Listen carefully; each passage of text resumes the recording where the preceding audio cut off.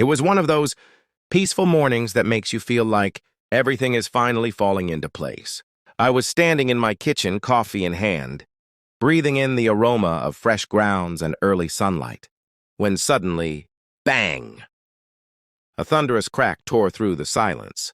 A second later, the sound of splintering wood echoed down the street, followed by a crash so loud it rattled my windows. I sprinted to the front door, heart pounding, and what I saw nearly made me drop my mug. My massive oak tree, an old towering beauty, had collapsed.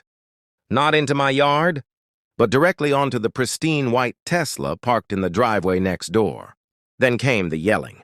Karen Winters, the HOA president and self-proclaimed neighborhood royalty, came marching across my lawn like a woman possessed. Dressed in spotless designer athleisure, face flushed red with fury, she didn't even glance at the destruction. She pointed straight at me. "You did this on purpose!" she shrieked. "This is criminal negligence. You'll be paying for every cent of that damage." I stood there, stunned. I hadn't even had a sip of coffee yet. The tree I had fought to protect was now gone, and somehow I was being blamed. But what I didn't know at that moment was this wasn't just an unfortunate accident. No, this was the explosive result of a weeks-long battle that started the moment I dared to challenge Karen's authority. It had only been 6 weeks since I moved into Oakage Estates, what I thought was my dream home. After years in a cramped city apartment, I'd finally bought a charming colonial with a huge front yard, peaceful streets, and plenty of space. I'd known there was a homeowners association. The seller had mentioned it. Nothing major, he'd said. Just some community rules. I wasn't worried until Karen showed up. On my third day, still surrounded by unopened boxes, the doorbell rang. I opened it to find a perfectly composed woman with a clipboard and a smile so tight it looked painful. "Welcome to Oakage," she said, handing me a massive 3-ring binder. "I'm Karen Winters, HOA president. Here are the guidelines, and I'll need your first quarterly dues." I wrote the check, smiled politely, thought that would be the end of it. It wasn't. Just 1 week later, I got my first HOA violation notice for leaving my garbage bin at the curb 12 hours after pickup. Apparently, that was against Section 4.3.7. I emailed Karen to apologize, saying I was still settling in. Her reply was short, firm, and clearly annoyed. 3 days after that, she was on my porch again. This time, she wasn't smiling. "We need to talk about your tree," she said, pointing to the giant oak in my front yard. I blinked. "What about it?" Karen folded her arms. "It's blocking the view of the mountains. Several homeowners, including myself, are affected. HOA guidelines discourage view obstructions." I was floored. That tree was at least 60 years old. Strong, healthy, beautiful. It was one of the reasons I bought the house. "I'm not cutting it down," I said calmly. "It was here when I bought the property. And it's in perfect health. I even had it inspected before closing." Karen's smile vanished. Her tone dropped. "This isn't optional," she snapped. "The HOA can require landscape changes for the good of the community." I held firm. "Actually, the rules state that existing mature trees are protected unless diseased or dangerous. My tree is neither." She didn't respond, just glared at me, turned and walked away stiffly. I didn't know it then, but that was the moment I declared war, at least in her eyes. From that day on, the complaints started rolling in. My air conditioner was too loud. My mailbox was half an inch too short. My trash cans were visible through a gap in the fence. Each notice came with the threat of fines. Each required written responses. The pressure was subtle but relentless. Neighbors stopped making eye contact. I later learned that Karen's influence ran deep. Her husband was on the city council. Her family owned a few local businesses.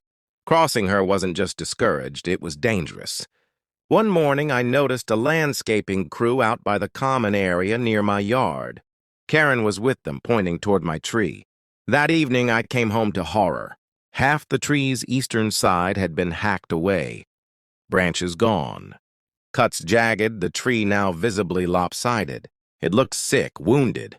I called a certified arborist immediately. He confirmed the cuts were amateurish and dangerous. The structural integrity of the tree was now compromised. I filed a police report for property damage and trespassing. I emailed the HOA board with photos and the arborist's report. Karen, of course, denied everything. She claimed the trimming was routine, maintenance for branches, overhanging the common area. 2 days later, I came home from work to a nightmare. The tree was gone. Not trimmed, gone. Nothing left but a fresh stump. Wood chips scattered across my yard. Drag marks where the trunk had been hauled away. I was speechless. A neighbor told me a tree removal crew had shown up that morning. Thought it was pre-approved. I hadn't authorized anything. That night, an anonymous envelope appeared in my mailbox. Inside was a receipt from Quick Cut Tree Service. The job, removal of hazardous oak. The signature, Karen's. Signed as HOA representative. I couldn't believe it. I stayed up all night researching. Turns out, unauthorized removal of a mature tree can result in compensation of 3 to 5x its value. A tree like mine, easily $40,000 to $50,000. I called 3 attorneys the next morning, determined to take legal action. But then, karma struck. At 7:32 a.m., while I was pouring coffee and staring out the window at the now empty yard, I heard it. That same horrible crack, then crash! The remaining stump, left unstable by the butchery, had finally given way. It fell, right onto Karen's Tesla. It crushed the roof, shattered the windshield, and sent the alarm howling through the neighborhood. That's when I heard the screaming. Karen was on my lawn, yelling at me like I had just committed a felony. "You'll pay for this. You'll be sorry." Police arrived within minutes. Karen tried to play the victim, accusing me of revenge. But when I showed the officer the receipt, my previous police report, and the arborist's warning, the story began to shift. Still, Karen wasn't done. 2 days later, I got a formal letter.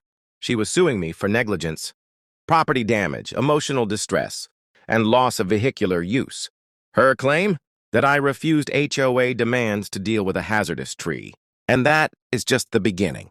If you think this was dramatic, wait until you hear what happened in court. This suburban soap opera is just getting started. Hit subscribe. You're going to want front row seats for the next chapter of Oak Ridge Estates.